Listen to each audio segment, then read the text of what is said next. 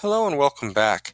In a previous video, we looked at how to download videos from Screencast-o-matic to your computer. Now that's my preferred work method. I feel like I've got more control over it. If I bring it down to my computer, I can organize it in the structure I like. And then when I'm ready, I can take a series of videos, I can upload them to YouTube and, put them in a playlist, etc. We'll look at that as time goes on. But you do have other options. One option is through Screencast-o-matic. You can publish it directly to YouTube or to Vimeo. You can throw it into your Google Drive is an option. But the main option is you can also save it directly into that Screencast-o-matic space. So you would have to have an account, you would have to be logged in, etc., or at least know your username and password to set up that process, and we're going to look at that now. So when you have a video that's ready to go, here's a short one, 16.3 seconds. I'll say done. And it will bring me to a very familiar screen. In this screen, I can save the video file. And you can see the familiar things we looked at in the previous video. These are the settings. You've also got this hamburger up here, more publishing options. And I'm not going to click that, but if I did click that, you'd see that I could send it directly to YouTube. I could send it to Vimeo. I could send it to my Google Drive. And all I would have to do to complete those processes is to provide the appropriate passwords to my accounts. The account name and the password to allow Screencast-o-matic to access that space. But today we're going to look at uploading to Screencast-o-matic directly, so I'll click that button, and you'll see that the options are now different. First of all, I'm going to need an account, so I'm going to need to have my username in here. That's how it knows where to put it. Title is the same as we saw in downloading a video, so we'll just customize that here. Again, if you get it up on Screencast-o-matic and you forgot to do this, you can edit it there. So it's just a choice about when you want to do it. This now includes a description. So when it's on there, if somebody links to it, a description can be provided as to what the video is about. And we'll put that in there. Channel. Okay, so there's different spaces you can have up there. You can kind of organize it into channels, and you would have to click this and choose the channel that you wanted to place the video in. And then below that, you would have to provide the password to the site.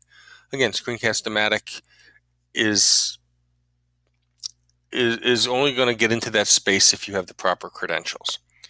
This is a nice option. It's called Custom Link, and you can use this to get a link to your video on Screencast-o-matic. So if that's where you chose to store it, wouldn't be my recommendation, but you can get a hyperlink, you can share that link with other people, and then they can see the video, which is the point. Quality is the same as with the previous demonstration. You can lower it or make the quality greater. And the trade-offs are, of course, the higher the quality, the better the experience in viewing it, but also the larger the file size. So it requires a greater bandwidth to stream without buffering, and moving the file around is a lot faster if it's of a lower quality, but normal is usually about right for most situations. You still have the option of putting captions on it.